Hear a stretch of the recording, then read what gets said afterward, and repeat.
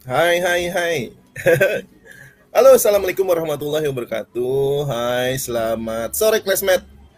Apa kabarnya sore hari ini? Semoga selalu sehat-sehat ya.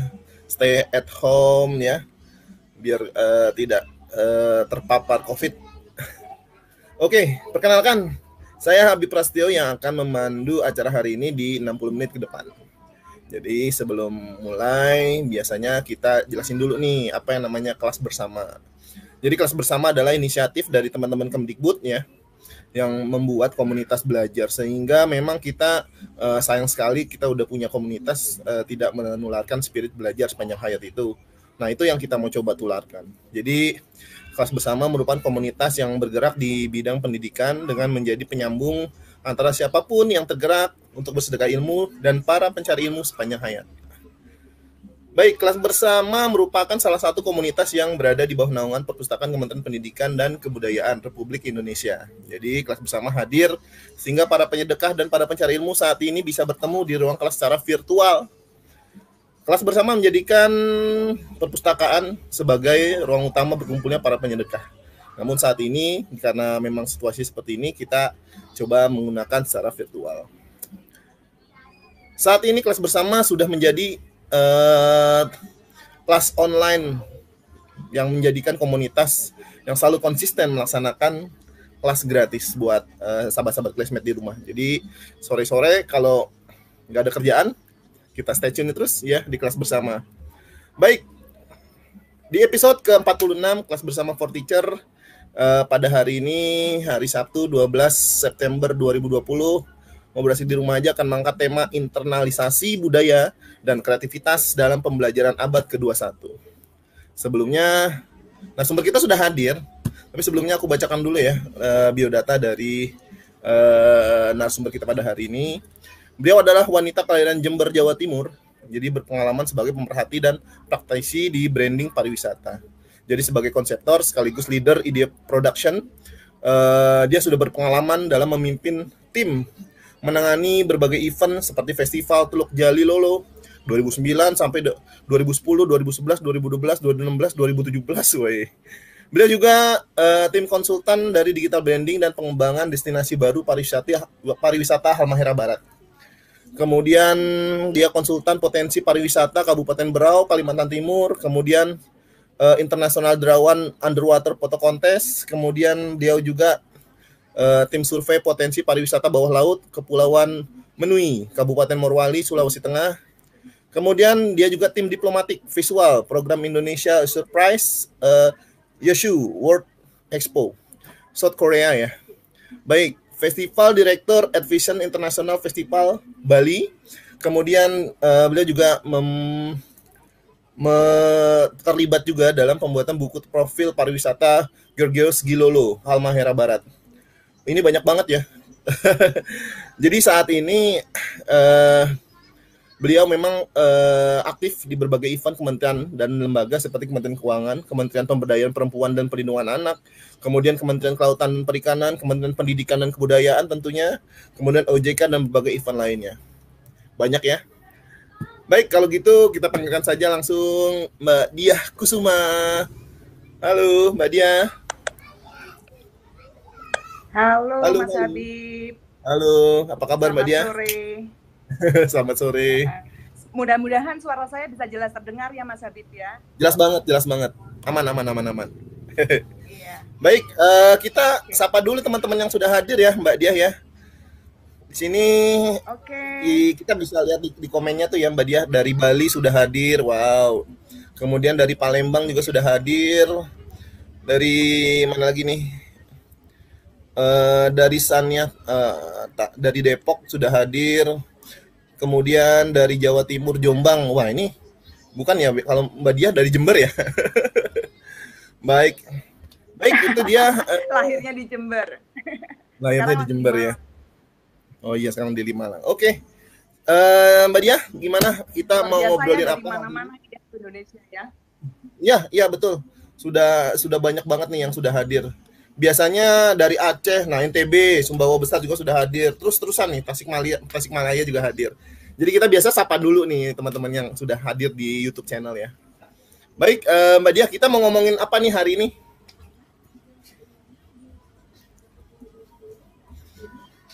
Nah, Halo, Mbak Dia? katanya mau ngomongin tentang internalisasi budaya gitu kan. Oke. Ya, gimana Mas Habib, bisa terdengar jelas? Jelas. Jadi internalisasi budaya dan kreativitas dalam pembelajaran di abad 21 itu seperti apa sih Mbak Dia?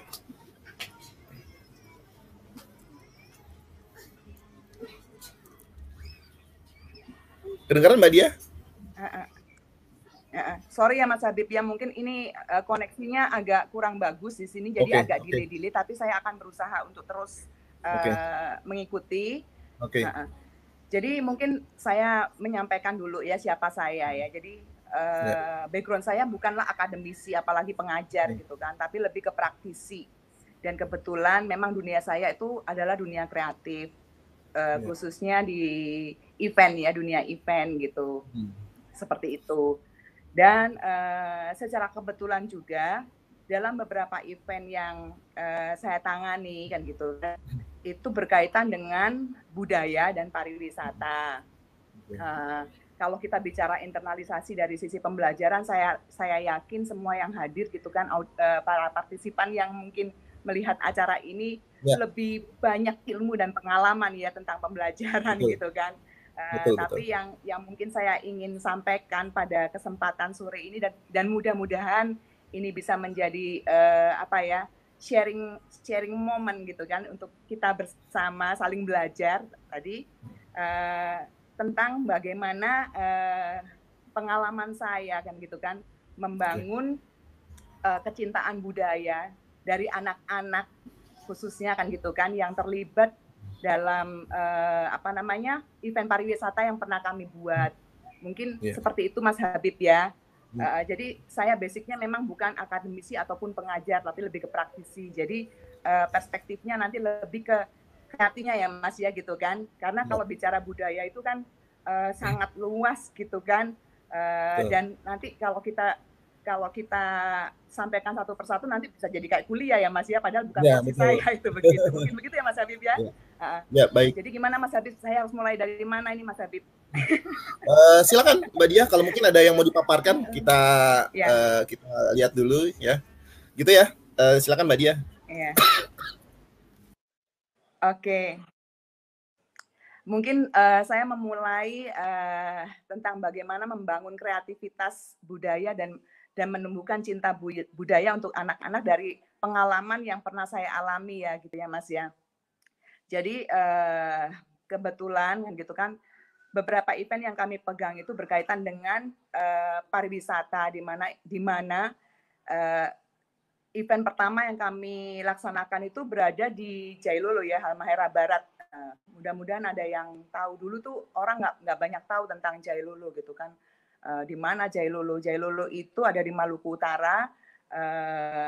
Jadi kalau Maluku Utara itu kalau kita naik pesawat terbang itu turunnya kan di Ternate ya, kemudian menyeberang lagi sekitar 1 jam dengan speedboat menuju ke Jailolo.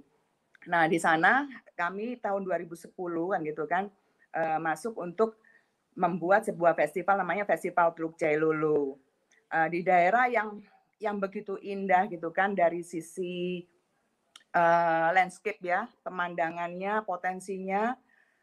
Kami melihat banyak unsur budaya yang hampir hilang ya di situ gitu kan, karena memang daerah tersebut cukup secara akses cukup agak sulit ya pada saat itu tahun 2010 itu. Dan dari sisi secara administratif juga baru pemekaran. Jadi dulunya adalah masuk dalam wilayah Kabupaten Maluku yang ibu kotanya tuh di Ambon. Jadi itu jauh banget, bukan di Ambon, lebih jauh lagi kan gitu kan ke utara. Jadi ketika kami masuk daerah itu memang kita lihat banyak unsur-unsur budaya yang sangat beragam gitu, tapi tidak banyak terawat dan kehidupan mungkin tidak seperti yang kita bayangkan gitu ya.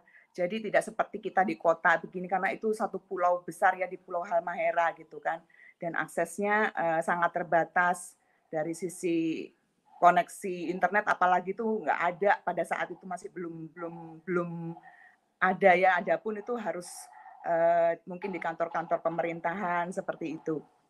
Nah, itu sebuah tantangan besar gitu ketika kita berbicara tentang bagaimana membuat festival budaya dan apalagi tujuannya adalah mempromosikan pariwisata. Kemudian kami membuat riset ya gitu kan dengan masyarakat setempat dan mulai mengumpulkan beberapa data budaya, karena tidak ada data budaya yang semuanya itu bisa kita dapatkan gitu ya, karena tidak semua tuh bisa terkumpul dengan baik. Jadi melalui sosialisasi dan bertemu dengan beberapa anak-anak juga yang membantu gitu kan. Jadi ada beberapa anak SMA waktu itu yang tertarik gitu dengan ide membuat festival itu, kami mulai jalan dan kita riset di sana sekitar 3 bulan untuk mempersiapkan festival itu. Kami memulai ide untuk membuat festival itu melalui satu komunitas anak-anak sekolah ya, mulai dari SMP, SMA, dan juga masyarakat nelayan maupun masyarakat petani di sana untuk bersama-sama membuat satu pertunjukan yang panggungnya itu di atas laut. Jadi pada saat kami datang ke sana, jangankan anak-anaknya gitu kan, mereka mungkin tidak banyak tahu tentang budayanya. Budaya yang dipelihara di apa namanya di rumah-rumah adat mereka yang namanya sasadu itu pun sudah banyak yang hilang karena mungkin situasi tidak memungkinkan apa ya untuk masyarakat belum paham gitu kan tentang mengapa budaya itu harus dijaga kan gitu kan. Rumah adat ada, kelompok ada, tapi banyak unsur budaya yang sudah mulai hampir hilang. Jadi kita mulai mengajak anak-anak untuk ikut dengan kami ya, bersosialisasi gitu, bertemu dengan masyarakat yang ada di sana, terutama masyarakat ada, dan mereka mulai belajar untuk mendokumentasikan tentang budaya yang ada di daerah mereka sendiri. Awalnya seperti itu. Kemudian sebagian anak yang lain, mereka mulai berlatih membuat kreativitas lewat sebuah tarian dan mengumpulkan teman-temannya sampai kemudian terkumpul sekitar 350 anak ya gitu kan. Dan mereka mulai mengumpulkan konten-konten budaya yang menurut mereka itu layak untuk ditampilkan, dan ada beberapa, misalnya gini, ada satu tarian gitu ya yang itu dalam satu tempat, dalam satu daerah itu penarinya tinggal 6 orang. Kemudian mereka berinisiatif untuk mengumpulkan teman-temannya bersama gurunya dan mulai mengajarkan kembali tarian itu. Dan sekarang tarian itu yang namanya tarian Saradabi-dabi itu yang tadinya hanya tinggal 6 orang penari dan semuanya sudah orang-orang yang berumur, berhasil dikembangkan oleh mereka hingga menjadi sebuah sanggar tari yang anggotanya cukup banyak ya gitu, hingga puluhan seperti itu. Jadi karena mungkin ini bicara tentang budaya dan kreativitas, dan karena latar belakang saya itu adalah orang kreatif, mungkin Mas Habib, saya akan menceritakan tentang pengembangan budaya itu dari sisi kreativitas sebuah festival. Begitu ya Mas Habib ya. Sebelum saya memulai, mungkin Mas Habib ada yang ingin disampaikan dulu. Oke, kita tadi coba melihat ya dari segi budaya ya Mbak Diah ya. Pertama kali memang menemukan wilayah itu menjadi sebuah, oh ini mutiara nih gitu, kayaknya harus dikembangkan gitu kan. Apalagi di Jailolo itu kan kesultanan ya kalau nggak salah ya Mbak Diah ya. Bagaimana betul. Bisa masuk ke dalamnya itu Mbak Diah untuk bisa mengembangkan itu.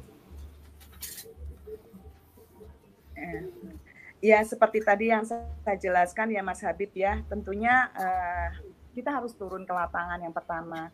Tujuannya adalah untuk memahami perspektif masyarakat sendiri itu ya terhadap pemahaman tentang budaya lokalnya sendiri. Karena kan mungkin dalam bayangan banyak orang ketika membayangkan budaya, atau mungkin saya boleh ya juga minta pendapat ya dari audiens ya, boleh memberikan komentarnya apa sih yang terbayang ketika membayangkan kata-kata budaya kan gitu kan. Apakah tolong dituliskan gitu dalam kolom komentar mungkin ya Mas Habib ya, biar saya juga ingin tahu gitu kan. Boleh Mas Habib mungkin seperti itu. Nah, itu penting gitu kan untuk riset ya, turun dan bertemu dengan masyarakat secara langsung gitu untuk memahami perspektif mereka tentang budaya.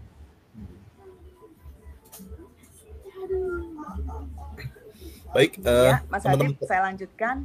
Kemudian ya, mungkin dari situ kan kita bisa memahami ya perspektif mereka dan membuat sebuah aktivitas kreatif atau kelompok kan gitu kan, yang membuat mereka itu lebih dalam memahami dengan melibatkan ya, jadi memberikan pemahaman budaya tidak bisa satu sisi ya dari generasi muda, tapi juga perlu peran generasi tua kan gitu kan, karena mereka yang paham tentang nilai-nilai budayanya kan gitu kan, lebih paham. Nah di situ memang akan ada peran generasi yang lebih tua juga untuk menyampaikan ke anak-anak. Tapi anak-anak ini kan juga hidup berkembang di zaman yang berbeda ya Mas Habib ya gitu kan. Kadang-kadang ketika mereka itu mendengarkan cerita budaya dari orang yang lebih tua, mungkin terbayangnya hal-hal yang membosankan untuk mereka. Nah, di sini perlu mengembangkan dari sisi kreatif, memberikan ruang ke anak-anak untuk bagaimana menggambarkan tentang budaya yang mereka punya dan mendeskripsikan ke ruang kreatif yang mereka pikirkan gitu kan. Mereka mencoba membangun itu dari sisi hal-hal yang mungkin ada dan sesuai dengan zamannya. Nah, misalnya contohnya yang kami lakukan di Festival Teluk Jailolo, budaya-budaya yang hampir hilang itu tidak ditampilkan secara secara pakem yang sangat kuno gitu ya, atau tidak sesuai dengan zaman sekarang, tapi kita olah lagi menjadi sebuah kreativitas yang menyenangkan dalam bentuk misalnya teater atau mungkin dalam bentuk kesenian tarian yang itu nanti bisa lebih sesuai dengan dengan anak-anak. Mungkin ada di situ Mas, kalau boleh slide selanjutnya ada gambaran, jadi lewat kostum, tampilan kostumnya, jadi mereka berkreasi gitu kan dan punya ruang untuk belajar tentang budaya dan sekaligus mengekspresikan budaya sesuai dengan masa mereka gitu kan, dengan zaman yang saat ini gitu, yang kekinian mungkin. Boleh turun lagi mungkin tip. Jadi itu beberapa cara ya yang kita kalau berbicara tentang budaya dan kreativitas. Jadi belajar tentang nilai itu penting, tapi memang mengembangkan dalam bentuk kreativitas karena budaya itu kan berkembang ya. Sebenarnya kan budaya itu apa yang kita jalani dalam keseharian itu adalah budaya kan gitu kan, dan tidak bisa kita tidak berkembang dalam sebuah kebudayaan. Begitu Mas Habib. Ya. Menarik ya Mbak Dia nih, biasanya kalau udah turun ke lapangan itu pasti banyak yang ditemukan pengalaman-pengalaman baru gitu ya Mbak Dia ya, terutama memang budaya-budaya yang memang masih baru gitu ya, yang kita baru tahu gitu maksudnya ya gitu. Terkait dengan tadi kan sudah dikatakan sama Mbak Dia ketika kreativitas dari budaya itu dituangkan ke dalam kreativitas dari sekitar anak-anak di sana gitu Mbak Dia. Kira-kira apa sih kesulitannya Mbak Dia untuk memulai itu Mbak Dia?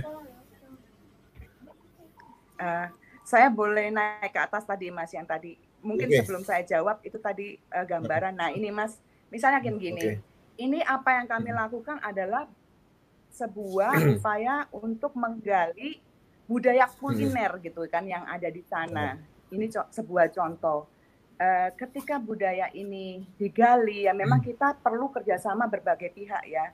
Salah satu kegiatan yang coba saya bangun untuk bagaimana budaya kuliner yang luar biasa, karena di sana kan kepulauan rempah ya Mas ya, itu betul. kulinernya luar biasa enak-enak gitu kan. Jadi jangan sampai kan gitu kan, karena budaya ini tidak terjaga, beberapa tahun kemudian lebih banyak fast food yang akan tumbuh subur di sana, dan kuliner mereka itu sendiri tidak akan berkembang.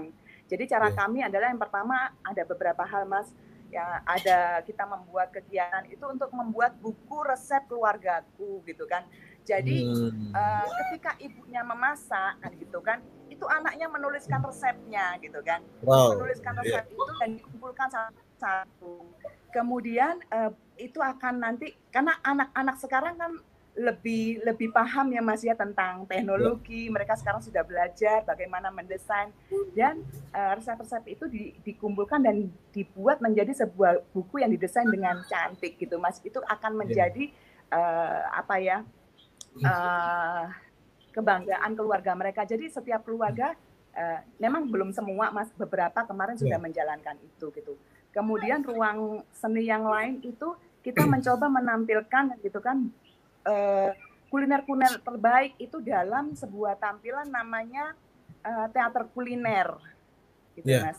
Teater kuliner yang itu dilaksanakan di tengah kebun rempah, dan yang berpartisipasi masyarakat mulai anak-anak sampai yang tua gitu, seperti itu. Kemudian tadi saya mencoba untuk menjawab pertanyaan Mas Habib ya mengenai kesulitannya ya Mas ya gitu kan. Kalau dari sisi kesulitan sampai saat ini yang terkait masyarakat ya pasti ada ya Mas ya, karena tidak semua orang itu bisa memahami perspektif budaya, karena yaitu di dalam bayangan mereka itu sendiri budaya apa itu masih beragam gitu kan. Ada yang mungkin berpikir budaya itu sesuatu yang kuno, ada yang berpikir budaya itu tari-tarian kan gitu kan, ada yang berpikir budaya itu apalah segala macam ya. Sebenarnya budaya itu apa yang kita jalani sehari-hari dan membentuk diri kita ya Mas ya, dan menjadi karakter diri kita kan, seperti itu. Dan itu memang perlu proses, dan saya sampai saat ini saya tidak menganggap itu sebagai sebuah kesulitan. Kesulitannya mungkin masalah ini ya Mas ya, kadang-kadang itu masalah bahasa gitu kan. Bahasa ya, betul. Itu iya ya pasti gitu kan, karena kan kita berasal dari itu ya tadi, budaya yang berbeda gitu kan. Tapi alhamdulillah ya dari situ kita juga bisa banyak belajar hal-hal baru gitu Mas. Oke.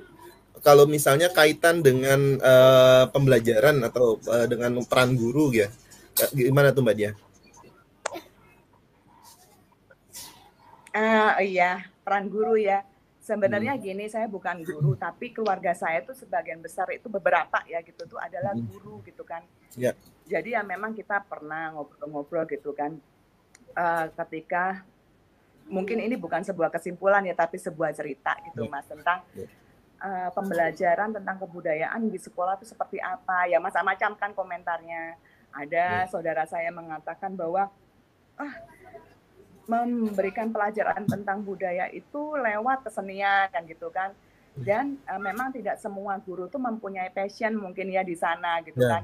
Kadang-kadang itu mereka kesulitan gitu kan, dari situ kami biasanya saling sharing ya Mas ya, karena saya memang bukan guru, jadi saya memang tidak paham tentang dunia kurikulum pengajaran tentang kebudayaan ini seperti apa gitu kan. Tapi memang gini Mas, dari pengalaman yang kami lakukan itu bukan masuk dalam kurikulum pengajaran. Ketika sebuah daerah melaksanakan, dan konsep ini sudah dijalankan Mas di beberapa daerah, dan yang festivalnya kami tangani, pelibatan anak-anak sekolah gitu kan, karena gini, kecintaan festival itu perlu diberikan pemahaman, dijaga, tapi juga perlu diberikan ruang apresiasi kan gitu kan. Jadi libatkan mereka untuk belajar, memahami, mencintai, dan juga bisa menunjukkan gitu Mas lewat ruang-ruang kreatif, entah itu panggung atau apa ya gitu ya, sebulan sekali kan gitu kan. Misalnya seperti itu, mungkin di sekolah-sekolah bisa membuat seperti itu kan gitu kan. Syukur-syukur kalau pemerintah daerahnya itu mendukung, seperti tempat kami ya Mas ya, pernah membangun beberapa festival. Misalnya halnya di Banyuwangi juga tuh Mas, yang Gandrung Sewu. Itu semua kan anak-anak sekolah gitu kan, yang menari kan gitu kan. Jadi dari situ mereka akan belajar budaya dengan sesuatu yang menyenangkan, karena kalau nggak cinta kan nggak sayang ya Mas ya, apa kalau nggak kenal nggak sayang kan gitu kan. Iya, betul. Seperti itu. Dan kalau untuk mencintai itu kan harus happy dulu ya Mas ya gitu ya, nggak boleh membayangkan sesuatu itu tidak menyenangkan untuk dia, seperti itu. Oke. Aduh, sorry. sorry. Mbak Dia, ketika Ya, memang apa-apa, Mas Habib. ada beberapa kayak macam di Banyuwangi ya, banyak sekali budaya-budaya yang bisa diangkat sebagai pembelajaran, seperti di di wilayah-wilayah yang memang situ kan ada komunitas yang budaya itu ya Mbak Dia ya. Saya beberapa waktu lalu ke sana tuh Mbak Dia, melihat memang budaya di sana memang dikuatkan jadi sebagai sebagai ciri khas dari Banyuwangi itu. Kemudian dari Dinas Pendidikan sendiri memang setiap budaya-budaya yang ada seperti baju seperti kostum ya, seperti baju adat itu ya, itu memang dipakai di beberapa hari ketika pembelajaran gitu. Seperti di dinasnya juga pakai baju adat di hari apa gitu kalau nggak salah gitu. Nah, itu apakah kaitannya memang internalisasi budaya itu bisa dimasukkan seperti itu ya Mbak Dia? Iya. Ya mungkin gini Mas ya, sama dengan mengajarkan apapun ke anak kan kita harus ada sebuah pembiasaan dulu ya Mas. Jadi terbiasa melihat secara visual, orang tuh kan akan berpikir. Saya pikir bagus sih Mas, memang seperti itu kan gitu kan. Tapi lebih bagus juga, misalnya saya pernah ngobrol tuh dengan saudara saya juga yang guru. Kan guru pun kan itu kan punya kebiasaan tuh memakai baju daerah gitu ya pada hari-hari tertentu. Nah mungkin selain dipakai kan gitu kan, mungkin setiap kali ada jadwal ketika memakai itu bisa diceritakan tuh Mas ke anak-anak kan gitu kan, mengenai baju atau motif yang dipakai kan gitu kan. Jadi anak-anak bukan hanya melihat dan secara visual, tapi dia juga mendapatkan pemahaman tentang apa yang dia lihat gitu kan, seperti itu mungkin Mas. Baik. Kita mau ada pertanyaan ya Mbak Dia ya, kita bacakan dari teman-teman classmate ya. Boleh. Iya. Silakan Mas Roland, dari teman-teman classmate sudah banyak sekali yang bertanya. Kita buka pertanyaan. Halo Mas Roland. Mungkin dari Pipi Suherman ya. Dari Pipi Suherman, Bu Dia, terus terang saya tahu budaya orang lain yang sangat unik di luar Pulau Jawa itu dari sebuah festival budaya. Bisa juga sekolah diadakan festival budaya. Itu seperti apa tanggapannya Bu Dia?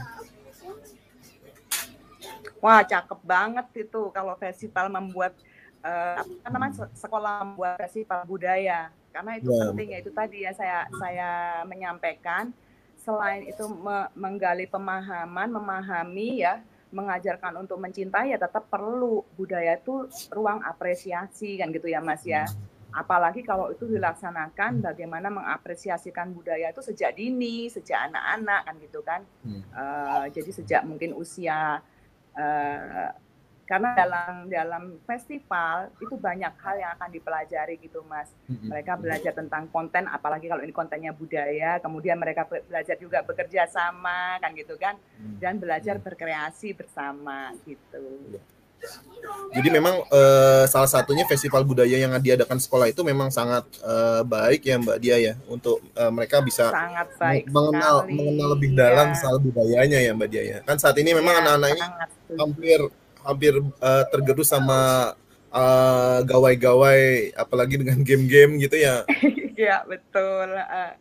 Jadi biar mereka punya fokus pada sesuatu yang akan membentuk karakter mereka ya Mas gitu kan. Ya memang gini, kita tidak bisa memaksakan bahwa budaya yang lalu gitu kan akan terus dijalankan, tapi setidaknya bisa terpelihara dan bahkan terdokumentasi. Itu yang terpenting ya Mas ya gitu, seperti itu.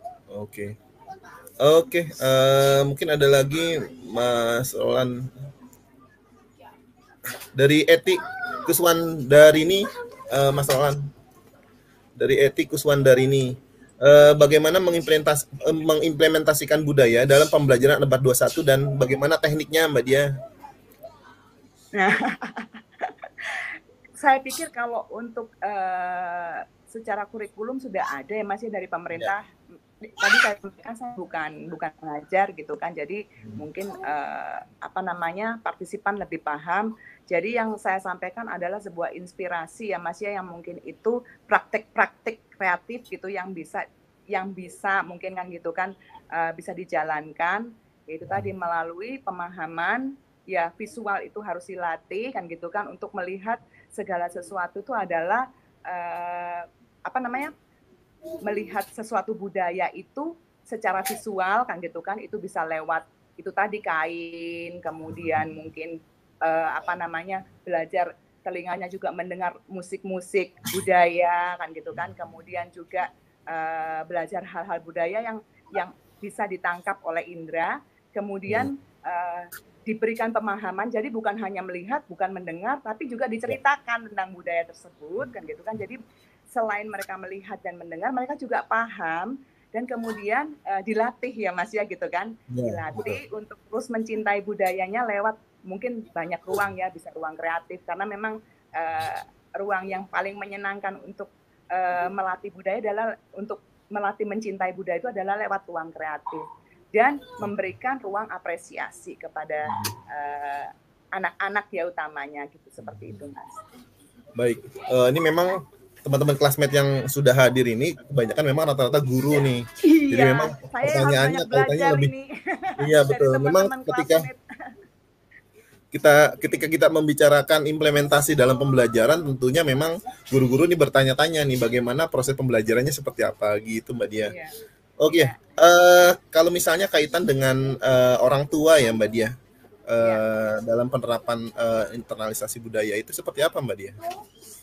Nah, itu tadi yang saya sampaikan ya, peran orang tua itu kembali lagi yang paling sebenarnya kalau dalam budaya kan paling dekat ya dengan anak gitu kan. Jadi kalau bicara budaya kan bukan hanya bicara tentang etnik, suku dan lain-lain ya Mas, tapi kebiasaan-kebiasaan ya. Betul. Budaya yang kita jalankan sehari-hari. Ya pastinya orang tua tuh menjadi yang pertama ya Mas ya, yang mengajarkan dan memelihara itu, seperti itu. Oke. Saya nih ketika berbicara tentang tadi ya pentas budaya gitu ya Mbak Dia ya, di beberapa sekolah ini memang sudah sering diadakan, sudah mulai terjadwal seperti pentas-pentas seni di sekolah ya, dalam membentuk ekosistem pendidikan ya, jadi antara orang tua, masyarakat dan pihak sekolah untuk fokusnya kepada peserta didik ya. Nah, itu bagaimana memanfaatkannya dalam menumbuhkan cinta budaya Indonesia ya Mbak Dia? Ya itu tadi, dengan mereka itu sering terlatih dan memahami itu ya Mas ya, dan kemudian memberikan ruang kan gitu kan. Saya mungkin gini Mas, tidak bisa merumuskan itu dalam sebuah rumusan yang tepatnya seperti apa, tapi dari pengalaman yang kita lakukan gitu kan, sebagai contoh di beberapa tempat festival yang kami bangun dengan konsep itu tadi ya. Jadi yang pertama itu membiasakan untuk memperkenalkan melalui visual kan gitu kan, maupun lewat panca indera, kemudian memberikan pemahaman lewat cerita kan gitu kan, dan kemudian membuat sebuah pembiasaan lewat sesuatu yang dijalankan secara terjadwal ya Mas ya, berlatih atau apa, berkreasi bersama, dan kemudian memberikan ruang apresiasi. Itu kecintaan mereka terhadap budayanya itu mungkin kita nggak bisa bilang bahwa begitu saja ya, tapi setidaknya itu ada yang mereka pahami tentang budaya dan itu akan mereka bawa. Contohnya ini ya Mas ya, teman-teman yang pernah kita dampingi gitu kan, mulai dari mereka usia SMP, SMA awal gitu kan, sampai mungkin sekarang usia mereka, karena saya dari 2010 kan ya Mas ya, sampai mereka itu sekarang sudah dewasa lah, bahkan sebagian sudah menikah gitu kan. Itu mereka sekarang sudah mampu membuat festival sendiri gitu Mas di tempatnya, dan itu semua festival budaya. Jadi tadi saya belum menceritakan juga ke Mas Habib. Memang gini, awalnya saya sebagai event kreator gitu ya, tapi passion ini membawa saya akhirnya membuat sebuah yayasan namanya Yayasan Expose Indonesia ya Mas ya. Yang di situ ya karena basic saya ini orang kreatif, kami banyak mendampingi masyarakat untuk berkreasi mencintai budaya lewat ruang kreatif. Nah, seperti itu Mas. Nah, tadi anak-anak yang kami dampingi sampai sekarang mereka rutin mengadakan sendiri Mas festival-festival budaya. Mungkin begitu ya Mas, itu ceritanya seperti itu. Kalau di Expo Budaya itu biasanya bekerja sendiri atau memang bekerja sama, mungkin ada permintaan untuk mengembangkan event-event yang ada di sebuah daerah gitu atau gimana Mbak Dia? Oh enggak Mas, jadi gini kita tidak mengembangkan event ya Mas ya, kami lebih ke pendampingan saat ini dan kita bekerja bersama tim.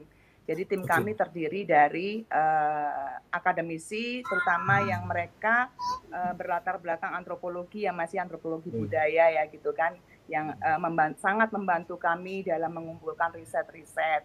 Kemudian juga ada teman-teman tim kreatif juga yang mereka punya pengalaman dari sisi kreatif, baik itu membuat konsep acara. Nah, itu kita bagikan Mas dalam workshop gitu kan.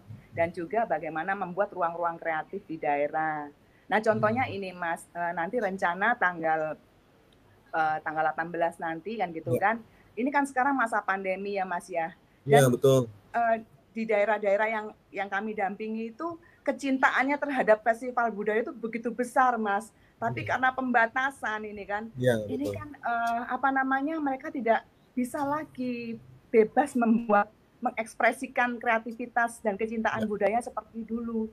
Jadi kami berpikir untuk berbagi ilmu lewat ruang virtual dengan mereka kan gitu kan, untuk bagaimana membuat event budaya virtual gitu Mas. Itu rencananya nanti akan kami laksanakan minggu depan. Jadi ya itu tadi zaman berjalan, tapi kita akan bangga menjadi diri kita sendiri ketika kita memahami budaya itu seperti apa.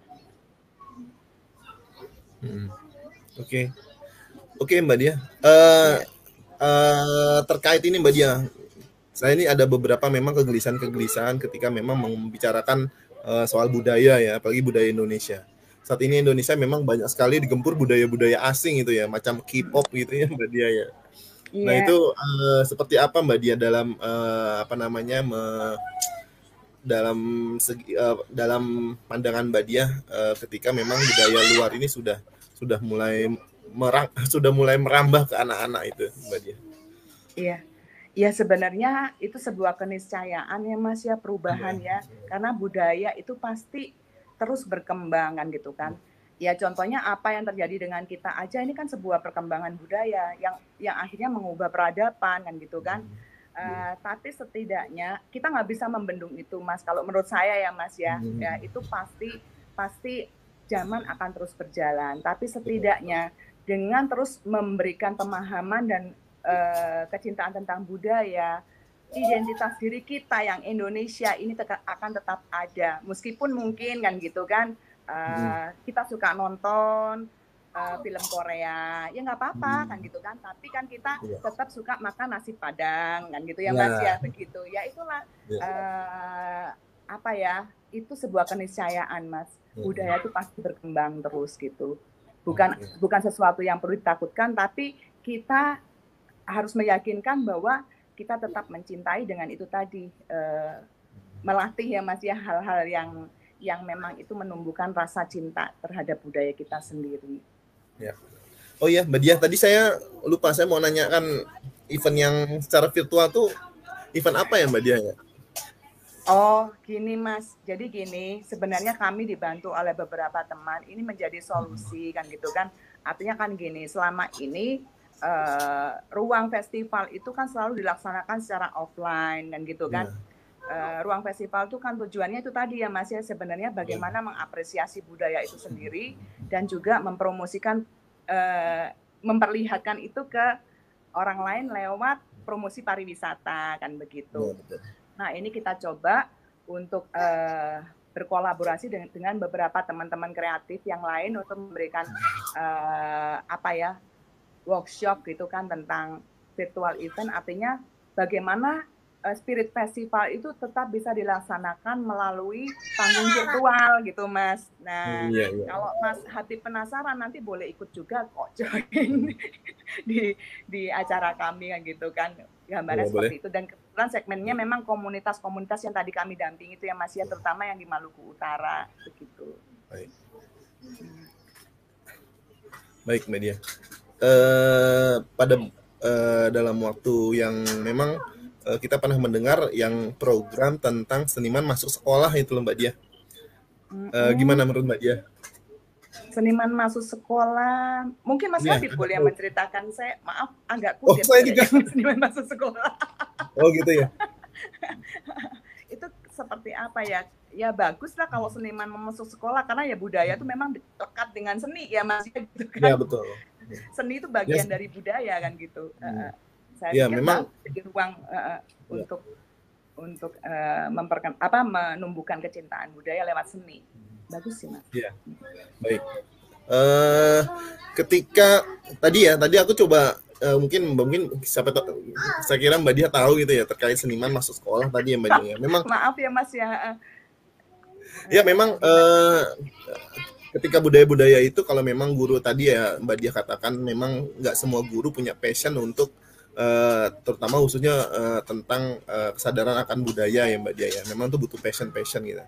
Jadi memang pemerintah itu memang menyiapkan seniman-seniman bisa masuk sekolah untuk memperkenalkan gitu Mbak Dia budaya-budaya yang ada di Indonesia gitu. Mungkin senimannya juga seniman terkait budaya gitu Mbak Dia. Iya. Ya karena memang meskipun ya budaya itu kan ada banyak unsur ya Mas ya. Gitu kan. Bukan hanya seni, tapi kan seni itu mungkin adalah media yang paling menyenangkan dan mudah untuk memperkenalkan dan memberikan pemahaman kepada anak-anak untuk bagaimana mengenal budaya dulu lah Mas kan gitu kan. Betul. Nah kalau itu dilakukan secara terus-menerus, mereka mungkin akan belajar untuk mencintai ya budaya seperti itu. Saya pikir itu seni adalah media yang paling mudah ya Mas ya untuk membuat anak-anak itu memahami tentang budaya. Betul. Merespon untuk otak kanan itu ya Mbak Dia. Iya betul. Otak kanan.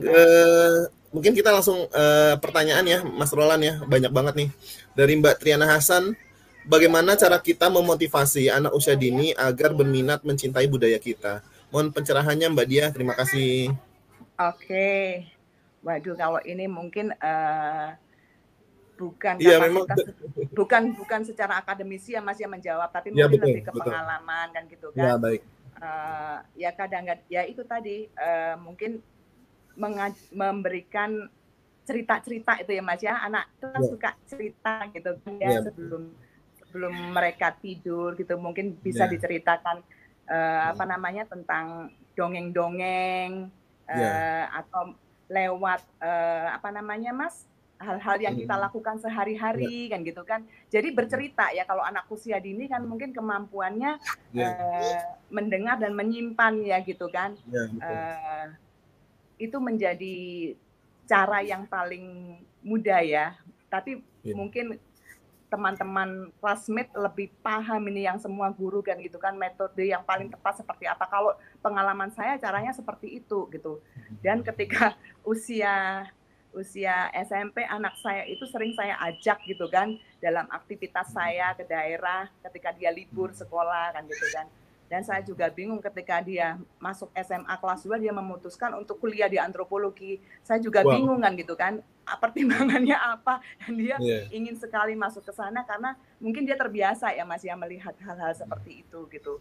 Jadi apa yang dia lihat, dan alhamdulillah mungkin dia beruntung bisa ikut saya gitu kan ketika di waktu liburnya untuk berkeliling di tempat-tempat yang saya dampingi, termasuk ketika dia lulusan sekolah ya waktu itu SMP, dan teman-temannya studi tour ke luar negeri kan gitu kan. Dia lebih memilih ikut saya ke Maluku Utara Mas gitu kan.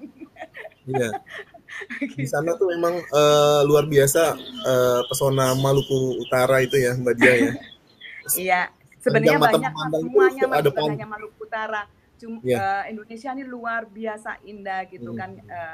Semua tempat di Indonesia itu punya budaya yang beragam dan sangat indah. Oke. Apa sih yang menjadi apa ya motivasi Mbak Diah ini mengangkat apa namanya untuk budaya-budaya yang ada di Indonesia, Mbak Diah? Iya, karena itu tadi ya Mas ya, budaya itu kan jati diri kita ya Mas ya. Kalau kita nggak kenal diri kita sendiri kan gitu kan, kita tuh siapa kan gitu kan, dan bagaimana kita juga mau mencintai diri kita sendiri kan gitu kan. Kalau kita nggak paham bahwa kita sendiri ini luar biasa, jadi sebenarnya itu sih Mas, ya budaya itu yang membentuk jati diri kita kan gitu kan. Kita mencintai budaya ya kita mencintai diri kita sendiri, budaya kita ya kita mencintai diri kita sendiri kan gitu kan. Kalau kita mencintai diri kita sendiri ya kita bisa mencintai orang lain. Jadi intinya kembali seperti itu ya Mas ya gitu kan. Itulah budaya, apa yang dilakukan ibu kita, apa yang dilakukan nenek kita itu yang membentuk kita kan gitu kan. Yaitu diri kita. Seperti itu. Be yourself katanya ya. Lewat budaya. Lewat mencintai budaya. Iya. Memang banyak sekali ya Mbak Diah ya. Kayak misalnya batik ya. Mau nonton K-pop yang penting makannya rendang gitu ya Mbak Diah. Nggak apa-apa, iya. Lidahnya tetap kan Indonesia gitu kan. Kalau misalnya menurut Mbak Diah seperti batik, rendang dan Pancasilat yang saat ini sudah diakui oleh UNESCO ya Mbak Diah ya. Itu menurut pandang Mbak Diah seperti apa? Apakah masih banyak lagi yang memang harus didaftarkan di UNESCO atau itu memang untuk apa ya Mbak Diah? Iya, penting sih ya Mas ya. Maksudnya gini, ya itu kan ya itu tadi jati diri kita kan gitu kan. Kalau sampai jati diri kita itu tidak bisa diakui sebagai milik kita, itu kan hal yang menyakitkan ya Mas ya, dan diambil oleh orang lain begitu. Ya, apalagi diakui orang lain ya. Apa yang harus didaftarkan? Oh banyak banget Mas, kan gitu kan. Mungkin bahkan sebagian besar yang pernah dituliskan oleh peneliti itu belum seberapa dengan apa yang mungkin masih terserak ya Mas ya gitu kan. Kekayaan budaya kita yang masih banyak lagi gitu kan. Contohnya yang seperti saya bilang tadi gitu, di satu tempat aja seperti itu, entah di tempat yang lain lagi seperti apa. Tapi kalau bicara ke sana mungkin tidak relevan dengan kelas saat ini ya Mas ya, karena ini kelas classmate bukan kelas penelitian. Iya betul. Begitu Mas Habib ya. Ini ada beberapa classmate mengatakan dari Mbak Duo Ngono ya, filosofi dan analogi yang bagus Mbak Diah nih, mencintai budaya sama dengan mencintai diri sendiri. Betul. Ya. Baik, Mas Roland, ada pertanyaan lagi Mas Roland dari classmate.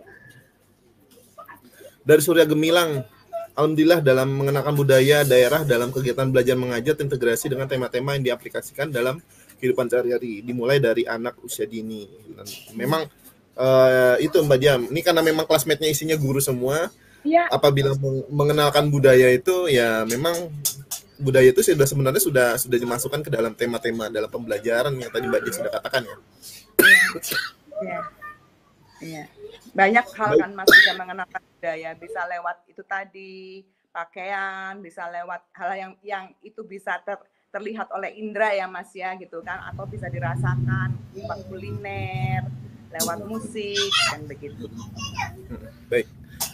Saya masih mencoba ya, ketika memang budaya di Indonesia ini kan begitu banyaknya Mbak Diah. Apakah ada Mbak Diah yang lain ya dalam mengekspos budaya ini Mbak Diah?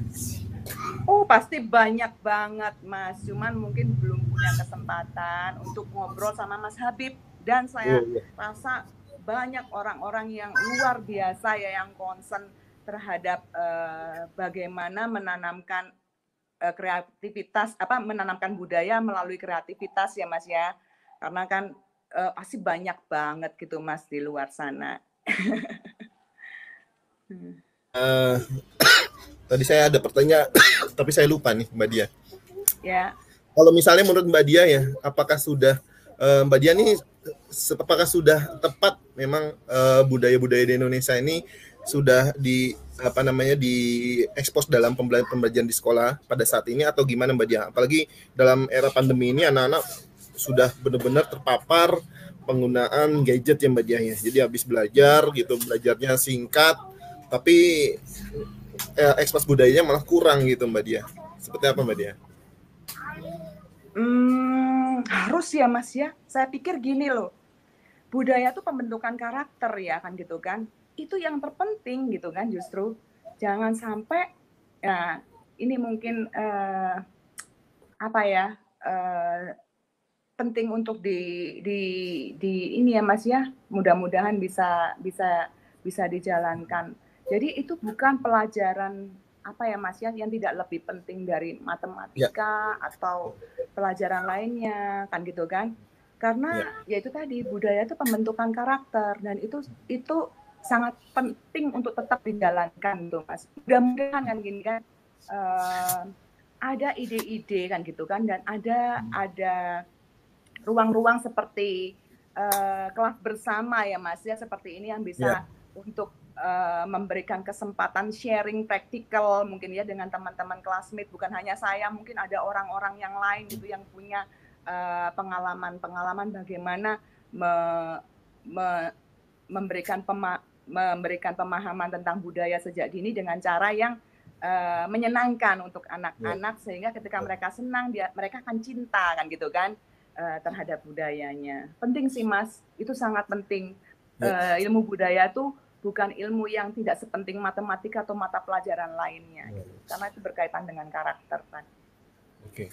Dari sekian banyak tempat Mbak Diah sudah kembangkan untuk dalam pendampingan pemberdayaan terkait desa wisata itu, kira-kira mana sih daerah yang ingin sekali Mbak Diah tapi sampai sekarang belum kesampaian untuk melaksanakan kegiatan event di sana gitu Mbak Diah? Masih banyak Mas yang belum kesampaian Mas. Kalau untuk traveling mungkin saya Ya, ke beberapa tempat ya Mas ya. Tapi yang untuk pendampingan pastinya masih banyak. Ya saat ini ya, Expos Indonesia memang beberapa berinteraksi dengan beberapa komunitas ya Mas ya. Yang utama memang pendampingan yang kita dampingi itu di Maluku Utara Mas, tepatnya di Halmahera Barat. Itu komunitas utama kami gitu kan. Yang lainnya ya memang kami menjalin ya sharing ilmu, sharing pengalaman, misalnya dengan komunitas di Wakatobi, kemudian di Bitung juga ada Mas di sana, ya, kemudian colorful di Bitung ya. Banyuwangi iya dan di Berau, di tempat-tempat yang lain juga lah gitu seperti itu. Oke. Jadi ya memang tidak semua ya Mas ya, karena ada Ya, banyak orang luar biasa yang punya passion untuk turun ke lapangan dan mereka ingin mengajarkan masyarakat untuk mencintai budaya gitu. Jadi kami lebih concern memang ke Maluku Utara, Mas, tepatnya di Halmahera Barat dan di Tidore. Ya. saat ini ya Mbak Diah ya. Ya. Sampai saat ini ya Mbak Diah ya untuk di Ya. Halmahera Barat ya. Saya membayangkan pekerjaan Mbak Dia yang mengasihkan ya tiap hari traveling gitu ya. Apalagi kalau ketemu daerah-daerah yang luar biasa gitu. Kira-kira bagaimana ya Mbak Dia sebagai mungkin latar belakang dari Mbak Dia sendiri sampai sampai bukan tercemplung ya, sampai apa namanya mengikuti apa namanya memasuki ranah-ranah ekspos budaya ini Mbak Dia. Oh iya.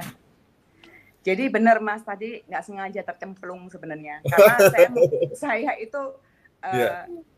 terlalu tua untuk memulai mencintai budaya kan gitu kan. Jadi Oh, sekitar umur sudah hampir 40 ya, 35 tahun lebih ya, bahkan mungkin ya. Itu pengalaman pertama ya, turun ke Indonesia Timur ya gitu kan. Karena saya biasa nggak pernah main ke Indonesia Timur, jadi biasa mainnya kan di Jawa gitu kan. ya, Itu betul. surprise banget, excited banget melihat Indonesia Timur. Jadi saya terlambat sih Mas gitu kan memahami budaya gitu kan. Ya, Kemudian tadi tercemplungnya kan gitu kan ya karena profesi sih awalnya kan gitu ya Mas ya. ya, Dari profesi dan kita itu tadi melihat, mendengar itu menyentuh hati gitu kan, menyentuh hati saya gitu kan. Menyentuh hati saya kemudian akhirnya mengobarkan passion saya kan gitu ya, kan. Nah, dari situ ya saya tetap harus berpikir semuanya itu seimbang ya Mas ya. Secara profesi ya, memang saya adalah orang kreatif, tapi ketika berbicara tentang budaya, pariwisata, ini kerja passion Mas kan gitu kan. ya, Saya nggak mungkin gitu kan mengerjakan ini dengan pemikiran seorang profesional karena ini perlu ya, hati, bukan hanya pikiran kan gitu kan. Yeah. Nah, di situ saya membuat Expose Indonesia dan alhamdulillah banyak pihak yang teman-teman yang mau membantu gitu kan dalam menjalankan program-program kami gitu. Okay. Banyak sekali ya Mbak Dia ya memang teman-teman yang teman-teman classmate yang sudah hadir di sini kaitannya memang pertanyaannya lebih pada pembelajaran Mbak Dia. Tapi ada satu dari Muhammad Hidayat ya, Mas Roland dari Muhammad Hidayat, bagaimana cara mengintegrasikan unsur budaya luar ke dalam budaya asli? Ini makanya saya bingung nih. Ya budaya luar ini bagaimana ya, perspektifnya seperti apa? Kalau saya sebagai orang Jawa mungkin saya bisa menilai bahwa Sumatera itu budaya luar bagi saya gitu kan. Tapi kita bicara mungkin yang dimaksud Mas Muhammad Hidayat luar negeri mungkin ya kan gitu kan. Ya, luar negeri betul. Ya seperti tadi saya sampaikan Mas, kita tidak bisa membatasi zaman ini terus berputar berjalan kan gitu kan. Ya kalau unsur budaya luar tadi diintegrasikan ke dalam, saya pikir itu ini sebuah apa ya Mas ya, sebuah keniscayaan kan gitu kan. Apa yang kita gunakan sehari-hari ini kan budaya luar gitu Mas, bahkan kita pakai Zoom ini apa? Ya betul. Ya selama itu kan gitu kan baik sih nggak apa-apa, dan itu memang bermanfaat ya untuk untuk kemajuan peradaban kita kan gitu kan. Tapi ya itu tadi, kita tidak melupakan jati diri kita kan gitu kan. Betul sekali. Diri kita sendiri. Tidak tetap suka makan nasi Padang kan gitu kan. Betul. Minum kopi Aceh gitu kan. Oh ya. Itu pasti itu kalau kopi itu. Kebetulan kalau di Kemdikbud itu juga gitu Mbak Dia, kita sering ada dinas-dinas luar itu kopi itu pasti kita beli itu kopi. Karena gitu udah ya biasa. Mas ya. Baik Mbak Dia, kita udah nggak berasa kita sudah mau 1 jam ngobrol-ngobrol, nggak berasa waktunya sudah mau habis ya. Silakan Mbak Dia, mungkin ada pesan dan kesan dari Mbak Dia mungkin buat teman-teman classmate yang sudah hadir di YouTube channel. Oh iya, untuk teman-teman classmate yang luar biasa gitu kan, yang berada di garis terdepan membentuk karakter bangsa ini lewat sekolah ya gitu kan. Mudah-mudahan tetap bersemangat dan terus punya kreativitas dan kecintaan untuk bagaimana membuat anak-anak mencintai budaya Indonesia. Tetap semangat classmate. Oke. Terima kasih. Terima kasih Mbak Dia Kusuma. Kami ucapkan sudah mau hadir di kelas bersama, luar biasa ya Mbak Dia ya. Kapan-kapan kita dengan tema yang lain ya Mbak Dia ya, kita ketemu lagi ya Mbak Dia. Ya, terima kasih Mas Habib, sehat selalu ya. Amin. Terima kasih sama-sama Mbak Dia. Baik, sahabat-sahabat classmate, berakhir juga pertemuan kita pada sore hari ini. Semoga makin tambah pengetahuan dan wawasan kita. Sampai ketemu lagi di kelas bersama berikutnya. Jangan lupa subscribe, komen, like, dan share. Dan jangan lupa klik tanda jempolnya di lonceng di YouTube sebagai pengingat video diskusi update dari kelas bersama. Baik, jangan lupa mampir di IG kelas bersama, kemudian di FB-nya juga ada di kelas bersama. Sampai ketemu lagi di kelas bersama berikutnya. Saya Habib Prasetyo undur diri. Wassalamualaikum warahmatullahi wabarakatuh. Dah.